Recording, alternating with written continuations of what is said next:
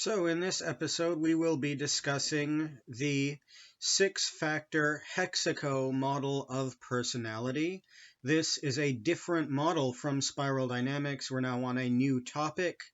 At some point, I may go back to spiral dynamics, so there is more to talk about, but I did want to move on to something else because I've been talking about the other for a while. The HEXACO model measures something different. Instead of development, what HEXACO measures is behavior patterns in people. Behavior patterns just meaning what preferences someone tends to have in certain situations, how they tend to go about getting through the situation according to various different types of encounters, different survival strategies. It's not focused on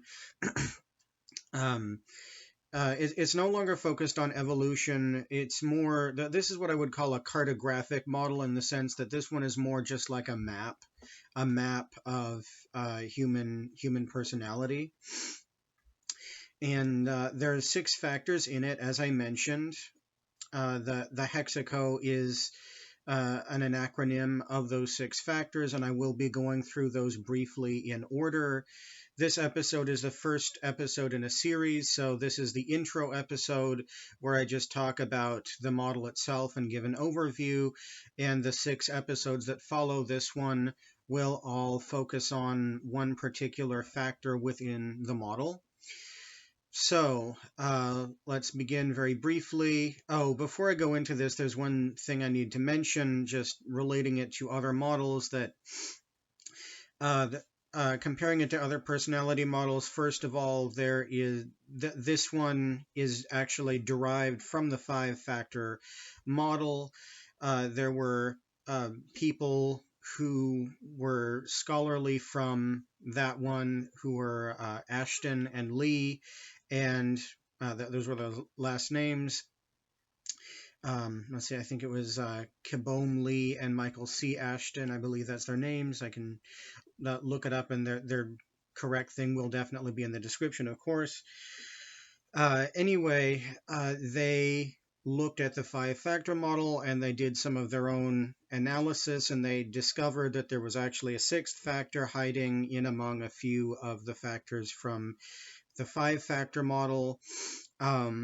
So backing up a bit, the 5-factor model was something that was actually developed by the military because they wanted to figure out what the behavior patterns were for people in general, just because they wanted to know for their own purposes.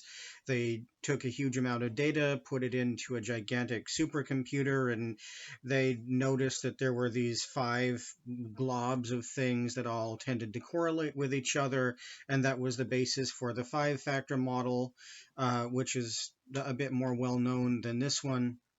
And later, Ashton and Lee did some of their own research regarding it, and they discovered there's actually a 6th one buried inside. And so they developed a new model based upon that, which is less well known, but I consider it to be a bit more comprehensive and a bit more accurate. I like both of the models, actually. They're both really nice, but HEXACO is a bit better just because it's a bit more in-depth. So with the 5-factor model, there's openness to experience, conscientiousness, extraversion, agreeableness, and neuroticism. And what Ashton and Lee realize is that buried inside agreeableness and neuroticism, there's actually a 6th factor, which is related to honesty and fairness, which they called honesty, humility, and they just called it the H factor for that reason. And that's what the H stands for in HEXACO. And so they built their model around that new factor, and they also rotated the other 2 a little bit and renamed those emotionality, and agreeableness is still called agreeableness. And then HEXACO happened, and so they have their own test. And so enough about the backstory for it, so let's go into the model itself. So first of all, the H factor honesty, humility, which is what the model is known for. All these factors happen on a continuum. There's no tribes of people. It all follows a bell curve. It's all normally distributed. It's no direction is necessarily better or worse than the other. So if there's a negative sign in front of something, it doesn't mean bad. It just means that it's 180 degrees rotated from something else. Well, actually, in the case of the H factor, it kind of is uh, bad for them to have a negative sign because it means they're a sly, dishonest person. But for the other five, it's not quite as it's not quite as straightforward. It's more cartographic for the other five. Anyway, back on the H factor. Um, with the H factor, someone who is high on honesty, humility, is sincere, fair. They avoid greed, and they're modest. So they're a straightforward person. They want everyone to be treated fairly. They don't lie to anyone. Um, they uh, want everything to be, if you take it high enough, they'll want things to be egalitarian in structure. They don't want one dictator with all the power. They have a general want for other people to be happy. Sometimes they may get angry depending on what their agreeableness is doing, which is a different factor. Um, but if someone who's high in H does get angry, they're getting angry for a good reason, or at least what they believe is a good, honest reason. And they're actually trying to make sure that other people are in the end well and cared for. Um, they tend to be honest, faithful, loyal, modest, and unassuming. They tend to be very sincere. Um, this can be done to a fault. If it's taken too high, then they can become so honest that they actually get taken advantage of by those who are low in the H factor. Uh, and so now moving on to the lower end of honesty, humility, those who are low in the H factor are sly, deceitful, greedy, pretentious, hypocritical, boastful, and pompous. They have an exaggerated view of their own self-importance. They believe they should be treated better than everyone else. They believe that they and their group are inherently superior and that they should have most or all of the power, and that they don't need to treat other people fairly or honestly because those other people are simply less for whatever reason their mind concocts. Um, or I suppose there's other reasons. Other reasons might be that they see the world as being a dog eat dog world, and they don't treat anyone fairly because they think no one will treat them fairly. So why bother being concerned with the other person's survival? That's another reason that someone may be low in the H factor. Relating this to spiral dynamics, generally. Um, Countries that are low in consciousness tend to foster an environment for being low in H, particularly red cultures, because red actually is a dog eat dog world. So it's actually quite advantageous to one's survival to be low in H in those kinds of countries, because otherwise you just won't survive. So moving on to the second factor in the model, which is called emotionality. Emotionality, which is what the E stands for in HEXACO. Fundamentally speaking, it's basically how feminine versus masculine someone happens to be in their behavior, regardless of their physical gender, just in terms of their preferences, how their head is wired. Do they have a preference for being feminine? Do they have a preference for being masculine? Masculine is in the minus direction, feminine is in the plus. And again, no direction is inherently better or worse than the other. The plus and minus are just there to say that one is 180 degrees rotated from the other, like east versus west or south versus north. It's like that. So I need to. Okay. So,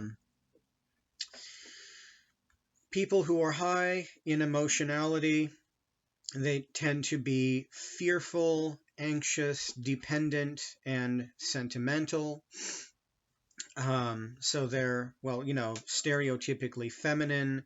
They get very afraid when things go wrong. They're anxious. They're always looking out for things that might be dangerous to their survival, and in particular, the survival of their immediate family. They tend to depend on others and want some kind of community around them. Depending on what their extroversion is doing, this will either be a large community of friends, or it will be their very immediate family, and they won't go outdoors if they're an introvert, or for most people it's somewhere in between because everything follows a bell curve. And again, no setting isn't necessarily better or worse than any other. It's just different. um, so people who are high in emotionality, they tend to get separation anxiety. That's something common for emotionality.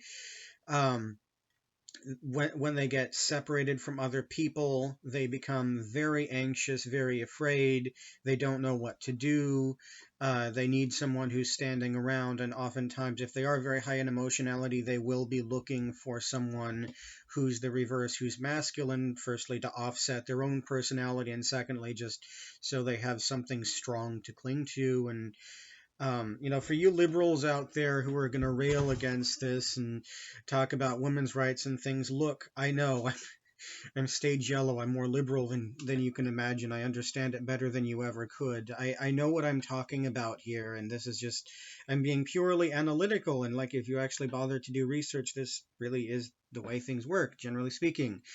Of course, there's exceptions to the rule. There's exceptions to every rule, but this is something that's pretty universal. Um, so looking at low emotionality on the masculine side, um, people tend to be brave, tough, independent, self-assured, and stable. They generally don't need other people. They don't place a whole lot of preference on family unless it's their very immediate family. They often, if their emotionality is low enough, they'll come across as brash, insensitive, overconfident. Um, if this is combined with low conscientiousness, then they can do all manner of risky behavior because there's nothing in their head telling them not to do it. And, sometimes they can, get themselves killed because they don't anticipate danger coming that really is there. So, as you'll see with all the factors, there's always a balance going on. Being high on one has certain advantages, but there's also certain disadvantages to it. For those who are low on emotionality, one obvious advantage is it's easier for them to go out, brave the elements, see the world, but at the same time, it also means they expose themselves to more danger, and oftentimes they don't anticipate it coming because there's nothing in their head that makes them anxious. Generally, being anxious is something that's people try to shy against. The cat is doing strange things high up right now. It might be a good thing for her to be a little bit more emotional at this particular moment. It's sort of like the fates decided for her to do whatever she is doing at this moment. But anyway, back on the episode, um, that I was talking. I lost my train of thought. Let's see. There's advantages and disadvantages, and the disadvantage with being low in emotionality is that they don't see danger coming, and oftentimes they'll get killed because of it. And then looking back on high emotionality, one advantage to being high in emotionality is that they do see danger coming, and they'll do everything to anticipate it. They'll be very good at taking care of their own family, taking care of their children, because they see all the danger, keep the people in the household alive. But of course, the disadvantage is they are afraid of the outside world. They don't want to go out there, don't want to do all the dangerous things. It's nasty out there. I don't want to go out. And because of that, whatever good things there might be in the world, they may not see because they're afraid of it. So that's emotionality. And again, there's no tribes in any of these. No one. It's not an either or thing. There's no on off switch. Overwhelmingly, people tend to be in the middle because they're all in a bell curve. They're all normally distributed. Most people are some combination of both. In some ways, they're high in emotionality, in other ways, they're low. But of course, just because of how humans evolved, men, generally speaking, tend to be a little bit lower on emotionality than females. Let's see, I think I think it's like point four standard deviation difference or something like that, 0.7. God, I can't believe I forgot to look that up before this episode. I could, and it's not really important right now. Anyway, moving on. Third factor is extraversion. So, extraversion, as you probably gathered from its title, is about being social. It measures how social you are, how outgoing you are, how much you like advertising yourself to other people, how energetic you are. Uh, they tend to have people who are high in extraversion tend to have high social self-esteem. They tend to be bold in social situations, or want to meet other people, regardless of their emotionality. They tend to, if they're high in emotionality, then they will at least be bold when it comes to the meeting of other people, so they can get their social juices flowing. And they tend to be very lively, tend to be energetic, flamboyant, active. The nature in which they're active depends on conscientiousness, which is um, something we'll be coming to a bit later in the episode. But if they're lively in the first place, if they're active depends on extraversion. So those who are high in extraversion tend to be outgoing, lively, extroverted, sociable, talkative, cheerful, and active. And those who are low in extraversion tend to be shy, passive, withdrawn, introverted, quiet, and reserved. So those who are low in extraversion, as I am, as a matter of fact, they tend to be overstimulated by being around other people, don't like social encounters, want to stay away from the group, want to do their own thing, don't really care about what the group is doing. Generally not so much low, don't have that much self-esteem. They well, I think you get the idea. There's definitely some benefits to introversion. For one thing, you're much more introspective, tend to reflect more on your own life and reflect on the world. It's much easier to do things like meditation and things when you're an introvert. Not to say that extroverts can't. It's just, positing that it's no doubt a bit more difficult for extroverts because they tend to be more distracted by things going on in the outside world.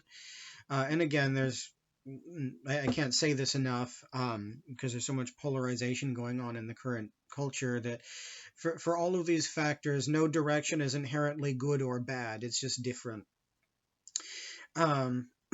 Being low on something just means you're the 180 degrees rotated from being high. I know I sound like I'm repeating myself, but this is something I cannot say enough, because right now we're in a culture where everyone wants to hate each other. I don't want people using this episode as excuses to hate each other. I mean, it seems unlikely, but you never know. So, anyway, back on this. Let's see. I think I talked enough about extroversion. It's definitely the most straightforward of the factors, and I'll be saying a lot more on it in the episode that specializes on it, which will be coming up. So the fourth factor in the model is agreeableness, which the A stands for. One final thing is that for extroversion, the letter for that one is actually X, because emotionality already stole the E. So extraversion is the X in HEXACO. Um, Not that it's terribly important, just interesting. So now back on agreeableness, which is the A, fourth factor. Those who are, let's see, agreeableness, it's basically about an avoidance of anger, an avoidance of blowing up in social situations. Um, a resistance to needing your own way, that kind of stuff. So people who are high in agreeableness, they tend to be forgiving, gentle, flexible, and patient. They tend to be tolerant, peaceful, mild, agreeable, lenient. Um, and people who are low in agreeableness tend to be ill-tempered, quarrelsome, stubborn, and choleric. So uh, agreeableness is basically about control. Those who are low in agreeableness will need they have a want to control other people. The nature of that control varies depending on what their H factor is doing. If they're high in H and low in agreeableness, then they'll want to control other people so that they can create a fair environment, make sure that people are following all the laws. In that case, they'd be more like an enforcer. Ideally, police officers are supposed to be high in the H factor while being low in agreeableness at the same time, enforce the laws, treat everyone fairly.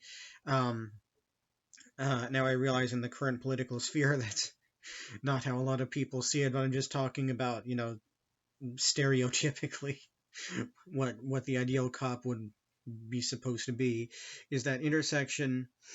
And if they're low in agreeableness and low in the H factor, then it means that they are just downright nasty. Um, they would be low. They would behave disagreeably so that they can get what they want out of other people and exploit other people. Um, which is, of course, a terrible thing to use low agreeableness for, but there is indeed a fair amount of that in the world. Um, so, the manner of need for control depends on other factors such as the H factor, but if they need control in the first place, depends on agreeableness. So,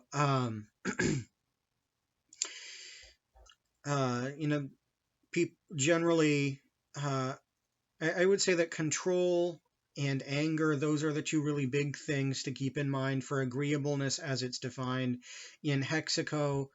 Um, uh, there are other models that have other factors called agreeableness. For example, the 5-factor model also has its agreeableness factor. However, you'll want to be careful there because their agreeableness is a bit different from the agreeableness here. Their agreeableness actually lumps H and A into one thing, and in the 5-factor model's agreeableness, it assumes that H and A go hand in hand. They do correlate some, but it is definitely possible to be high in one and low in the other.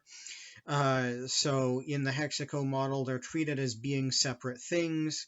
So the A in HEXACO is different from the A in the 5-factor model. So just keep that in mind. If you try to research this stuff yourself, you need to be careful, particularly with that one.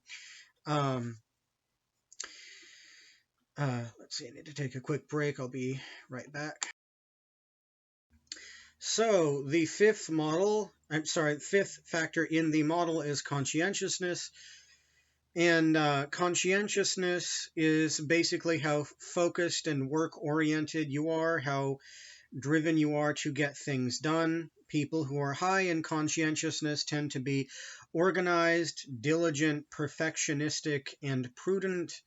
They're disciplined, careful, thorough, and precise. Those who are low in conscientiousness tend to be sloppy, negligent, reckless, lazy, irresponsible, and absent-minded. Now, you're probably wondering what could possibly be the benefit of being low in conscientiousness. Well, actually, for those who are low in conscientiousness, they tend to get a bit more out of life because they tend to be play oriented. Oftentimes they will chase pleasure, but the benefit of chasing pleasure is oftentimes you find pleasure. Whereas those who are too high in conscientiousness um, can often become workaholics, value work more than family. Everything becomes about duty. That they're hard to relate to because the only thing they care about is their job. And I'm sure everyone has encountered people like that at some point. And of course, there's pluses and minuses to both sides of this. The obvious benefit to being high in conscientiousness is you get things done. You'll generally be more successful in the world. Um, but the low aspect of high conscientiousness is you'll generally be getting less out of life because you won't enjoy it as much. And for being low in conscientiousness, the high is you will get a lot out of life, be playing all the time, um, enjoying things, but at the same time, you don't get anything done. You'll generally be unsuccessful. You'll be careless and sloppy, and that, of course, has its own survival dangers associated with it.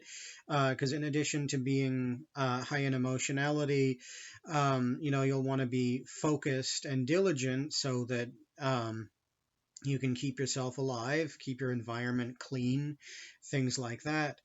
Um, so, yeah, that's conscientiousness. And the final one is openness to experience.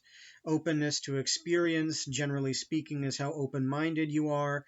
Those who are high in openness to experience have an appreciation for aesthetic things. They tend to be inquisitive, creative, and unconventional, whereas those who are low in openness to experience tend to be traditional.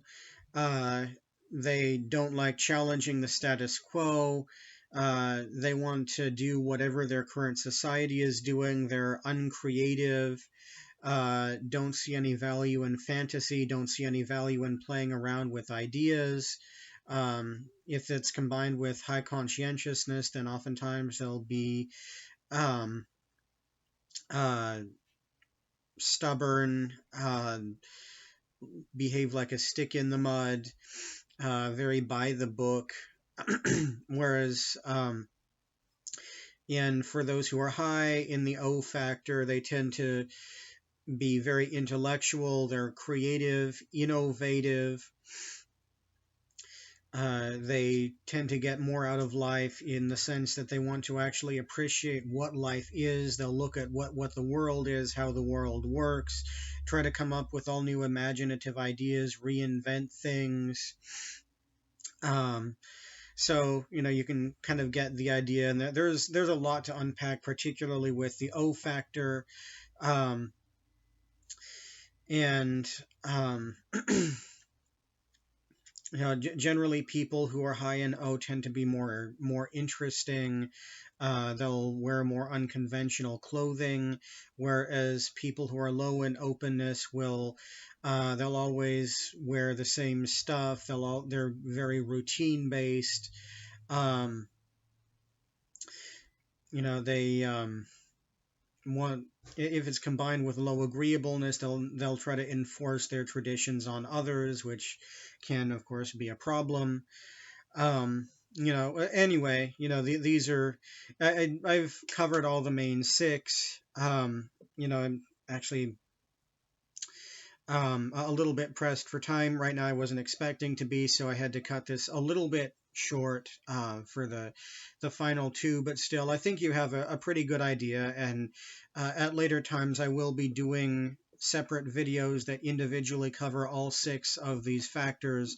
So if you want to know more about one, then don't worry, it will be addressed. Anyway, this is the model. I think it's very nice when you combine these six factors together.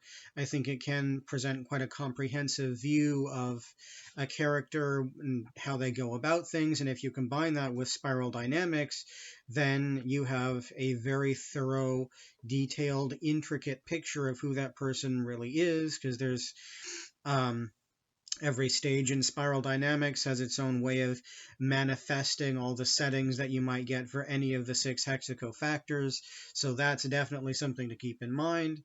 Anyway, I do need to go, so that's all for now.